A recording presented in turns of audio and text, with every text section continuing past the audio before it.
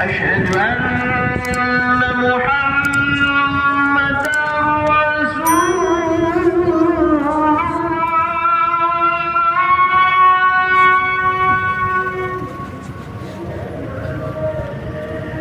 أشهد أن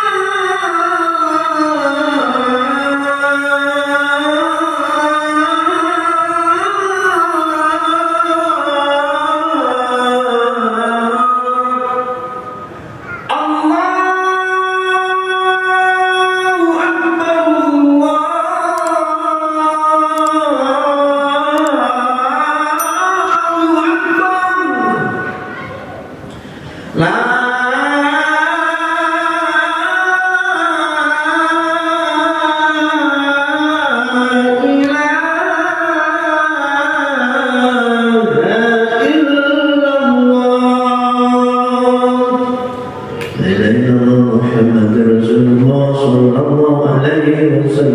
اللهم بارك دعوة التامة والصلاة القائمة آت سيدنا محمد الوسيلة والفضيلة والشرف والدرجة العالية الرفيعة وبعد مقاما محمودا الذي وعدته إنك لا تخلف الميعاد.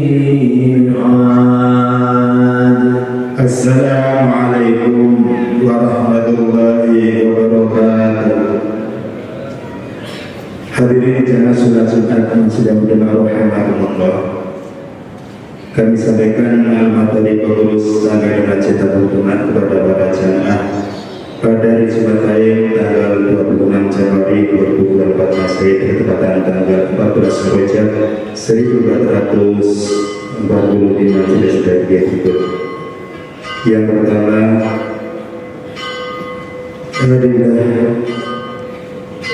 kajian fikih insyaallah pada hari Ahad tanggal 28 Januari 2024 dengan judul hikmah dan tata cara sholat berjamaah yang akan disampaikan oleh Al-Mukarram Bapak Haji Muhammad Zainal Arifin, masuk pengasuh pada pesantren Fathul Huda Karangawan Spiritual Sayang, dan kemudian dilanjutkan oleh yaitu sholat Isra. Maka dari itu pada para jamaah bisa mengikuti acara tersebut di Masjid Abu Demak seperti itu, yaitu sholat subuh kemudian dilanjutkan pada kajian fikih dan terus dilanjutkan sholat Isra bermasjid. Selanjutnya dimohon untuk mendapatkan sholat barisan masing-masing yang lurus dan dapat dan kanan kiri sholat yang masih besar tradisi untuk kesempurnaan sholat jamaah kita bersama. Bagi para jamaah yang melakukan supaya dimatikan atau tidak diaktifkan. pada khotib dengan khutbah jamaah haram berbicara kepada para jamaah yang sekiranya ada kotak amal supaya bisa menjalankan secara istafat ke arah selatan atau ke arah kiri, jangan sampai kotak tersebut berhenti di jalan.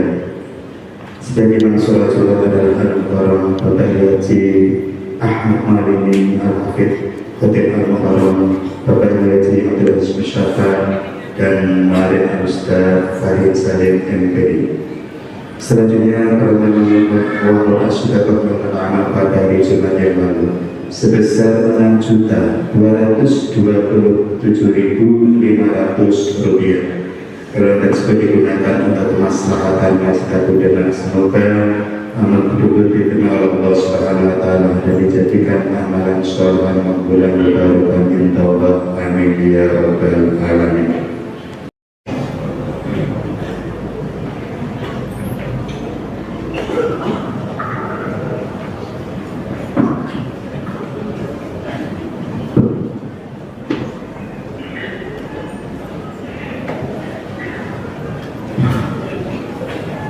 Ma'asyiral muslimin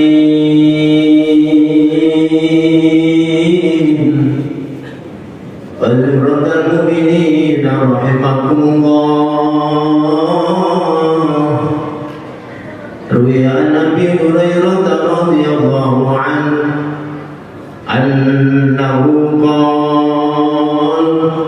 qala Rasulullah sallallahu alaihi wasallam إذا قلت لصاحبك يوم الجمعة أنصت والإمام يخطب فقد لغوت.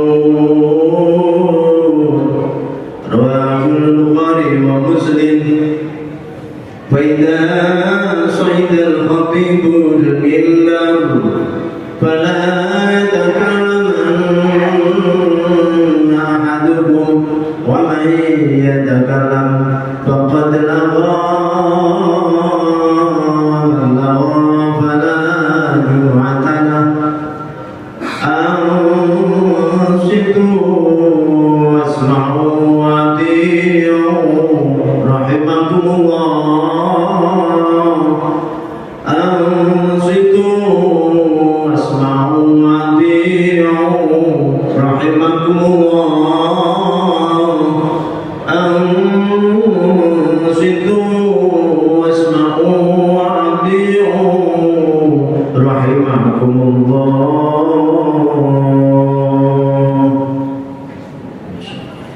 اللهم صل على محمد. اللهم صل على سيدنا محمد. اللهم صل على سيدنا محمد وعلى آل سيدنا محمد.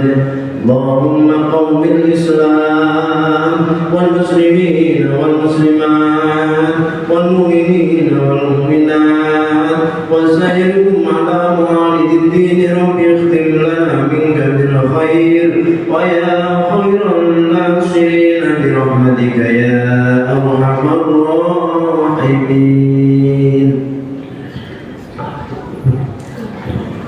Assalamualaikum warahmatullahi wabarakatuh. Waalaikumsalam warahmatullahi wabarakatuh. Allahu Akbar, Allahu Akbar, Allahu Akbar, Allahu Akbar. Asyhadu an la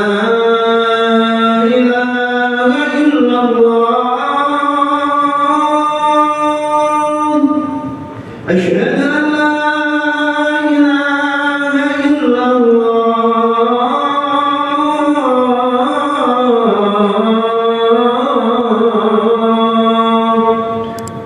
أشهد أن محمدا رسول الله. أشهد أن محمدا رسول الله.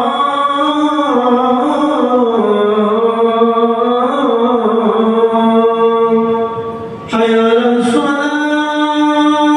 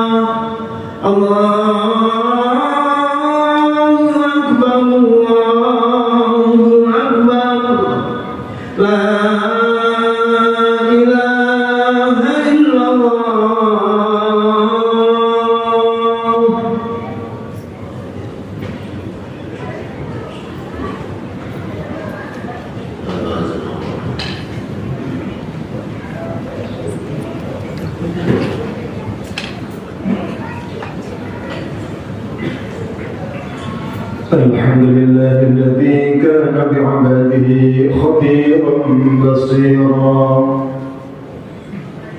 تبارك الذي جعل في السماء بروجا وجعل فيها سراجا وقمرا منيرا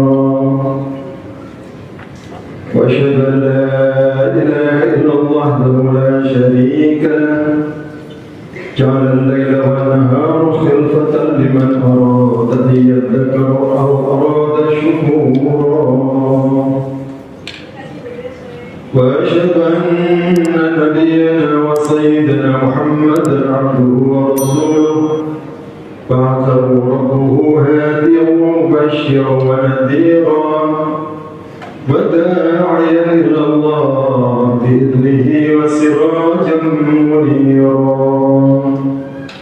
اللهم صل وسلم وبارك على عبدك ورسولك محمد وعلى آله الطاهرين وصحبه الطيبين ومن تبعهم بإحسان إلى يوم الدين أما بعد فأوصيكم عباد الله ونفسي بتقوى الله فهي خير الزاد ليوم المعاد تزيد البركات وترفع الدرجات وتصلح الأعمال وتبارك الأجال ومن يتق الله يكفر عنه سيئاته ويعظم له أجرا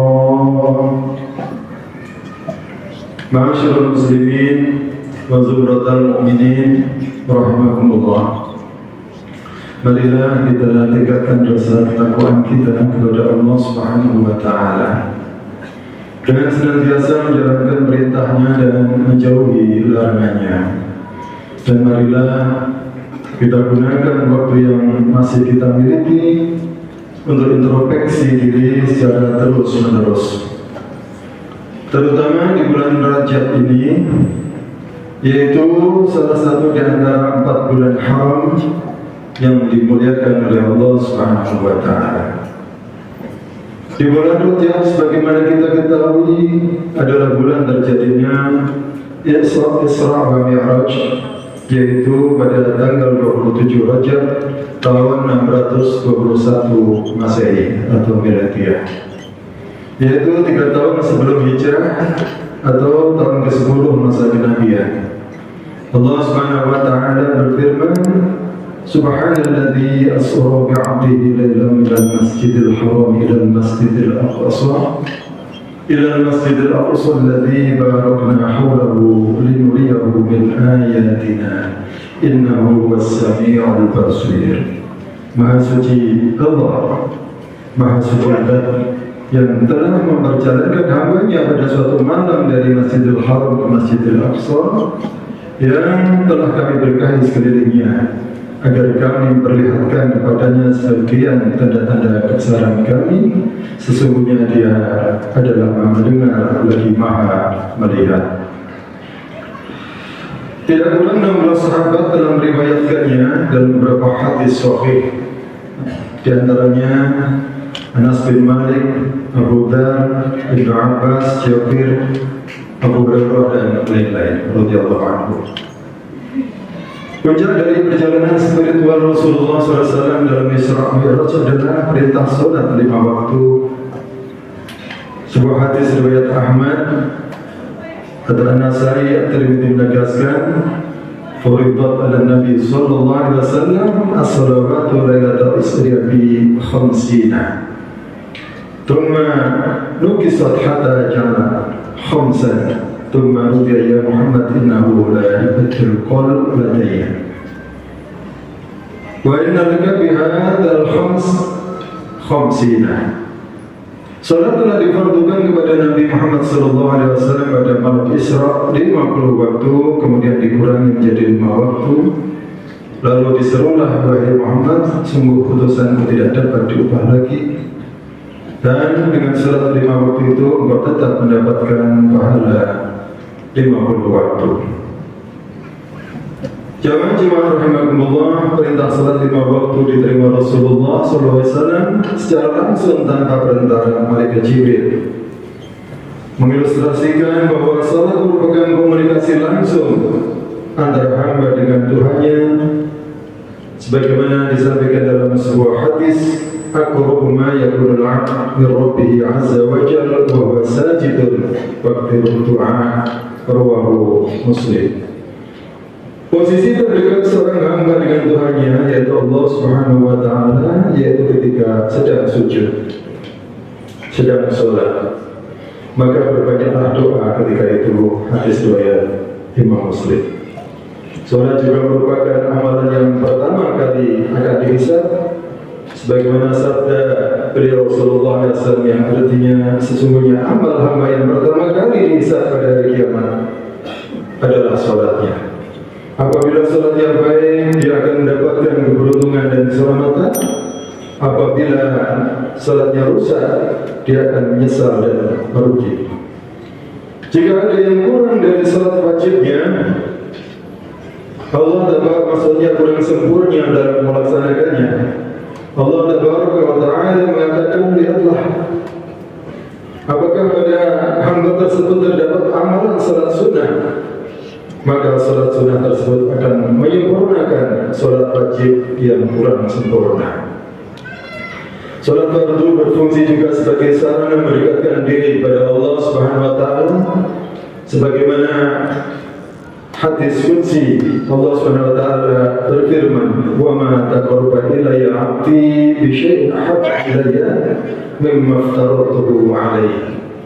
Tidaklah seorang hamba-Ku mendekatkan diri kepadaku dengan sesuatu yang lebih aku cintai daripada hal-hal yang telah aku perlukan baginya.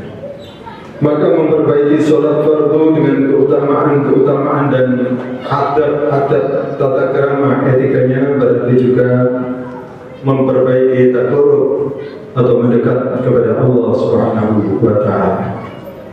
Yang dimaksud etika atau tata krama secara umum seperti berbusana yang baik ketika sholat, menjalankan pada waktu terbaik dan lain-lain, sebagaimana firman-Nya, "Ya bani Adam khudhu zinatakum 'inda kulli masjid."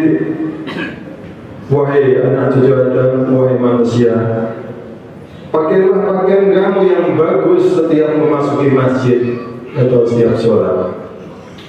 Rasulullah SAW pernah ditanya, apakah yang paling afdal? Beliau pun menjawab, sholat di awal waktunya. Sedangkan sholat sunnah, kecuali bermanfaat untuk menyempurnakan kekurangan, juga berfungsi menambah kecintaan Allah Subhanahu wa taala bagi pelakunya. Wala yazalu 'abdi yataqarrabu ilayya bin nawafil hatta uhibbahu. Senantiasa hamba-Ku mendekatkan diri kepadaku dengan amalan-amalan sunnah hingga aku mencintainya. Imam Muhyiddin Ibnu Arabi mengatakan, sholat sunnah yang bisa menyempurnakan kekurangan sholat fardu adalah sholat qobliyah dan ba'diyah yang menyertainya, bukan sholat sunnah yang lain. Sholat qobliyah zuhur untuk menyempurnakan sholat zuhurnya, begitu juga sholat ba'diyah. Sholat qobliyah subuh untuk menyempurnakan sholat subuhnya yang mungkin kurang khusyuk dan sejenisnya. Sementara sholat tahajud untuk meningkatkan kualitas derajat yang lebih baik di sisi Allah Subhanahu wa taala, sebagaimana firman-Nya, "Wa minal laili fatahajjad bihi nafilatan lak 'asa ay yab'athaka rabbuka maqaman mahmuda." Dan pada sebagian malam lakukanlah salat tahajud sebagai suatu ibadah tambahan bagimu. Mudah-mudahan Tuhanmu mengangkatmu ke tempat yang terpuji. Bahkan salat fardu jika dilakukan dengan cara berjamaah di awal waktu, berpotensi mendapatkan keutamaan yang luar biasa. Rasulullah SAW bersabda, salat berjamaah lebih utama dibandingkan salat sendiri sebanyak 27 derajat. Jika diumpamakan derajat itu seperti pahala fisik, sebagaimana telah pernah disampaikan, Maka seperti orang bekerja hanya sebulan tetapi dibayar 27 bulan. Bekerja sebulan tapi dibayar dengan bayaran 2 tahun 3 bulan. Atau seperti membandingkan orang yang pernah haji sekali dengan haji 27 kali. Atau seperti membandingkan orang yang mempunyai mobil 1 dengan orang punya mobil 27. Atau orang yang mempunyai rumah 1 dan orang yang punya rumah 27 di berbagai kota. Tentu sangat jauh sekali perbedaannya. Untuk itu aneh rasanya kita yang diberi kesempatan jamaah tetapi tidak memanfaatkannya. Seperti beberapa orang yang ketika wudu saling berjumpa di tempat wudu yang sama, tetapi begitu masuk masjid atau musola malah sholat sendiri-sendiri. Padahal masjid adalah tempat berkumpulnya banyak orang untuk sholat. Pastilah tidak sulit untuk mendirikan sholat berjamaah. Tapi begitulah, telah banyak anugerah kemudahan dan keistimewaan diberikan, namun seringkali kita lebih memilih yang remeh dan yang sulit. Allah Subhanahu wa taala berfirman, "Unzur kaifa faddalna ba'dahum 'ala ba'd, walal akhiratu akbaru darajatin wa akbaru tafdila." Perhatikanlah bagaimana kami melebihkan sebagian mereka atas bagian yang lain, dan kehidupan akhirat lebih tinggi derajatnya dan lebih besar keutamaannya. Jamaah rahimakumullah, maka sudah pantas rasanya di bulan ulang tahun difardukannya salat ini, hendaknya kita menanyakan pada diri kita masing-masing, apakah kita sudah termasuk orang yang cerdas, yaitu berusaha istiqomah sholat berjamaah 5 waktu dalam sehari, 7 hari penuh dalam seminggu, dan berlangsung sepanjang tahun. Apakah kita termasuk orang yang cerdas? Bagi kita yang masih malas sholat atau sering meninggalkannya, atau merupakan batas waktunya sehingga lepas dari batas waktu yang diizinkan, ketahuilah bahwa Allah Maha Kaya dan tidak memerlukan ibadah hambanya. Allah memperingatkan, "Antakula nafsu ya hasratan ala ma farrattu fi jambillah wa in kuntu laminas sahirin." Agar jangan ada orang yang mengatakan, alangkah besar penyesalanku atas kelalaianku dalam menunaikan kewajiban terhadap Allah, dan sesungguhnya aku termasuk orang-orang yang mengolok-olok agama Allah. Ma'asyiral muslimin, Allah SWT juga memberi perintah kepada kita untuk memerintahkan keluarga kita, istri, anak, cucu, untuk menjalankan sholat. Wa kana ya'muru ahlahu bis-sholati waz-zakati wa kana 'inda rabbih mardiyah. Dan Nabi Ismail alaihissalam menyuruh keluarganya untuk sholat dan menunaikan zakat, dan ia adalah seorang yang diridhoi di sisi Rabbnya. Bagaimanapun juga akan tiba saatnya di mana manusia menyanyiakan ibadah yang istimewa ini. Allah Subhanahu wa taala berfirman, "Fa khalafa min ba'dihim khalfun 'adha'u as-salata wattaba'u الشهوات فسوف يلقون غيا إلا من تاب وآمن وعمل صالحا." Maka datanglah sesudah mereka pengganti yang jelek, yang menyanyiakan sholat dan memperturutkan hawa nafsunya, maka mereka kelak akan menemui kesesatan, kecuali orang-orang yang bertobat, beriman dan beramal saleh. Sebagai penutup dari khutbah ini, Hurairah radhiyallahu anhu berkata, aku mendengar Rasulullah sallallahu alaihi wasallam bersabda, "Al-ahdu alladhi bainana wa bainahu as-salah, faman tarakaha faqad kafar." Perjanjian antara kami dan mereka adalah salat. Barang siapa meninggalkannya, maka dia telah kafir.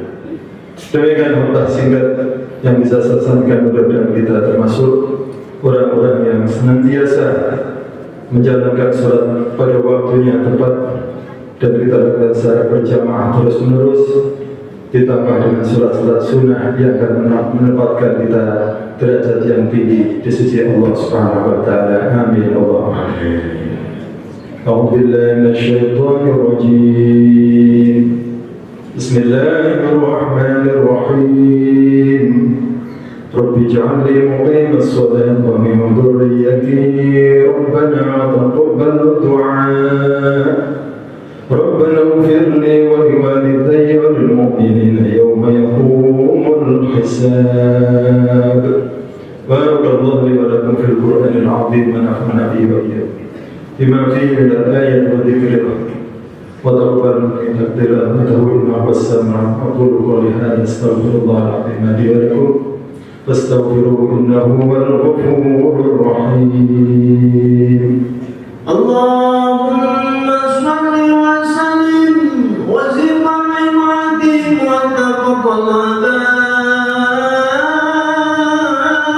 ذلك بجلالك وكمالك على زين عبادك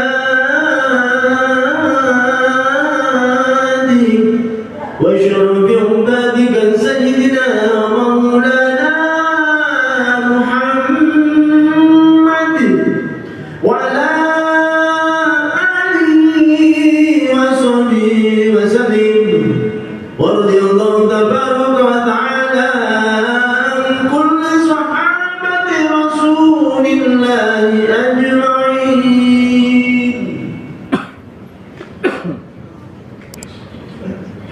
الحمد لله على إحسانه والشكر له على توفيقه وامتنانه، وأشهد أن لا إله إلا الله وحده لا شريك له، وأشهد أن سيدنا محمدا عبده ورسوله الداعي إلى رضوانه. اللهم صل على سيدنا محمد وعلى آله وأصحابه وسلم تسليما كثيرا. أما بعد، فيا أيها الناس اتقوا الله فيما أمر وانتهوا عما نهى وحذر، فاتقوا الله ما استطعتم واعلموا أن الله أمركم بأمر بدأ فيه بنفسه وثنى بملائكته المسبحات بقدسه، وقال تعالى: إن الله ملائكته يصلون على النبي يا أيها الذين آمنوا صلوا عليه وسلموا تسليما. اللهم صل على محمد وعلى آل محمد كما صليت على إبراهيم وعلى آل إبراهيم إنك حميد مجيد، وبارك على محمد وعلى آل محمد كما باركت على إبراهيم وعلى آل إبراهيم إنك حميد مجيد.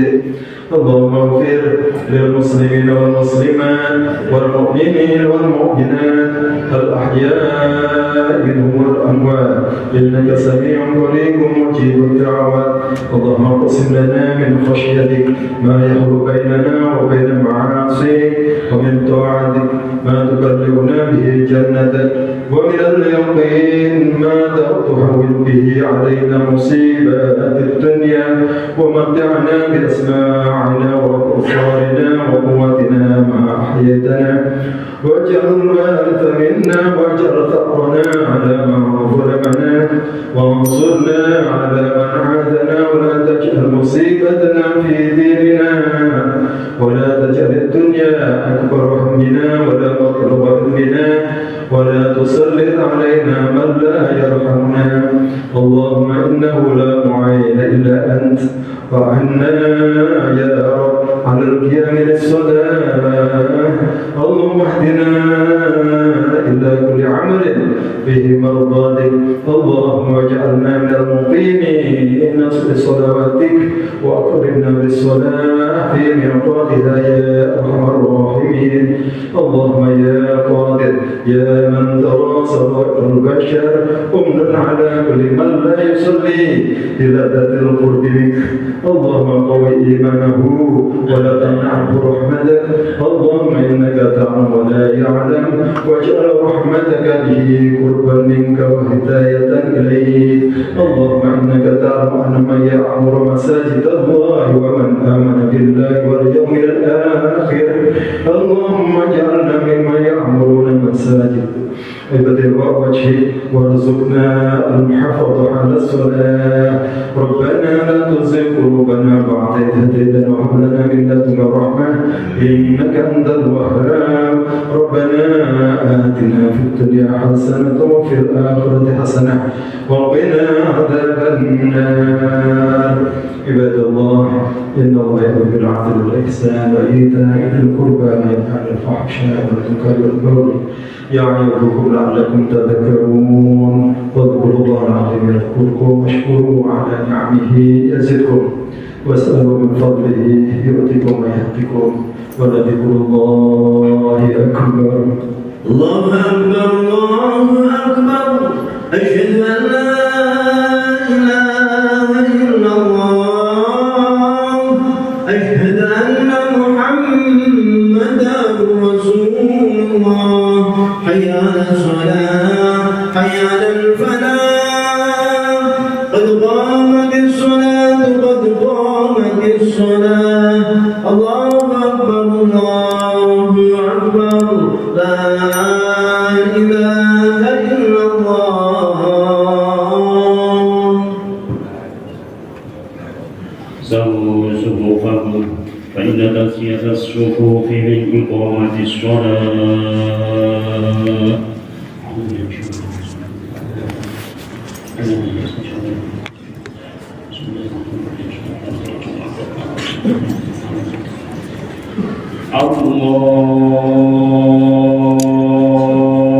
الله أكبر.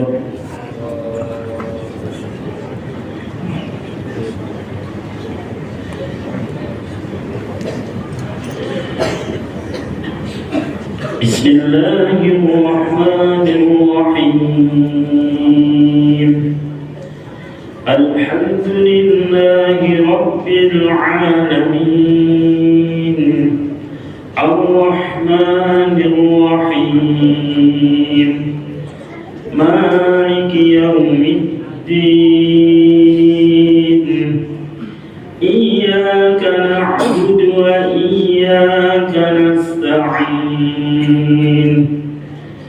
اهدنا الصراط المستقيم صراط الذين أنعمت عليهم غير المغضوب عليهم ولا الضالين.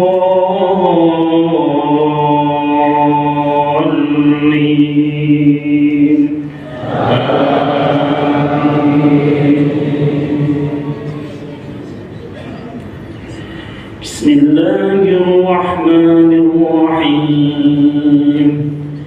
سبح اسم ربك الأعلى الذي خلق فسوى والذي قدر فهدى والذي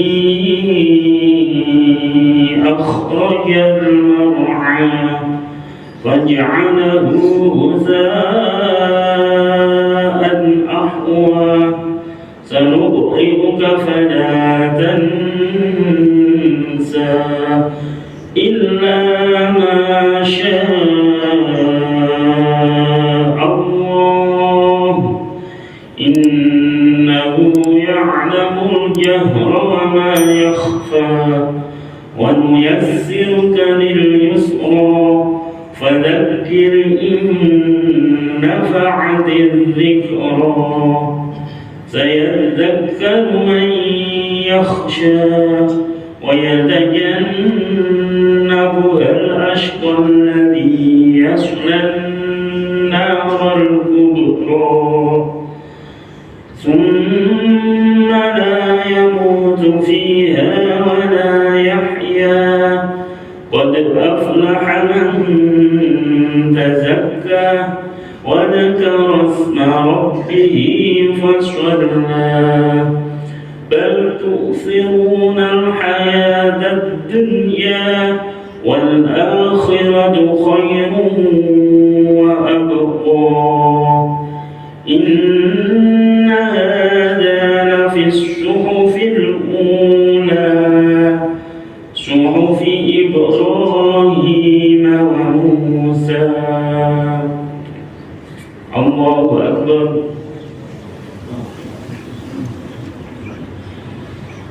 سمع الله لمن حمده. الله أكبر. الله أكبر. الله أكبر.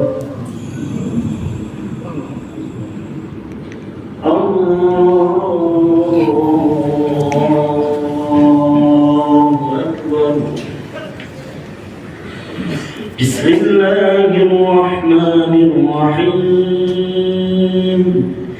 الحمد لله رب العالمين الرحمن الرحيم مالك يوم الدين. إياك نعبد وإياك نستعين. اهدنا الصراط المستقيم صراط الذين أنعمت عليهم غير المغضوب عليهم ولا الضالين.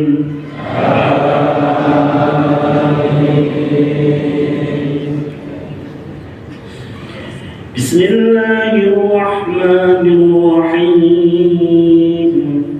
هل أتاك حديث الغاشية وجوه يومئذ خاشعة عاملة ناصبة تصلى نارا حامية تسقى من عين آنية ليس لهم طعام إلا من ضريع لا يسمن ولا يغني من جوع.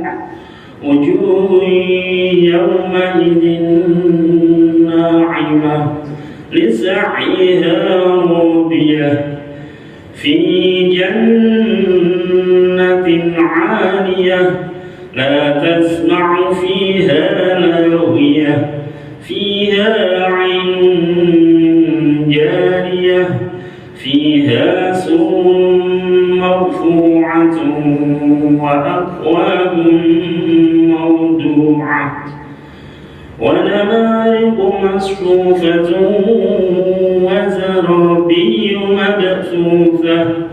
أفلا ينظرون إلى الإبل كيف خلقت وإلى السماء كيف رفعت وإلى الجبال كيف نصبت وإلى الأرض كيف سطحت. فذكر إنما أنت مذكر لست عليهم بمسيطر إلا من تولى وكفر فيعذبه الله العذاب الأكبر. إن إلينا إيابهم ثم إن علينا حسابهم. الله أكبر. سمع الله لمن حمده. الله أكبر. الله أكبر. الله أكبر.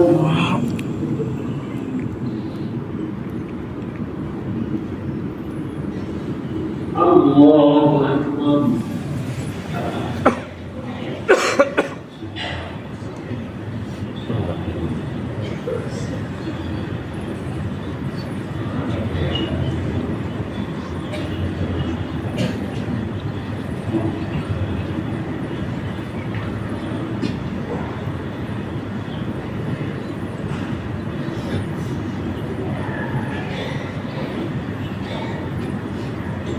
السلام عليكم ورحمة الله.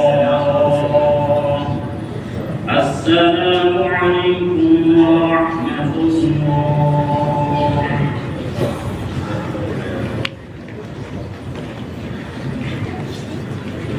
الفاتحة. أعوذ بالله من الشيطان الرجيم. بسم الله الرحمن الرحيم. الحمد لله رب العالمين الرحمن الرحيم مالك يوم الدين. إياك نعبد وإياك نستعين اهدنا الصراط المستقيم صراط الذين أنعمت عليهم غير المغضوب عليهم ولا الضالين.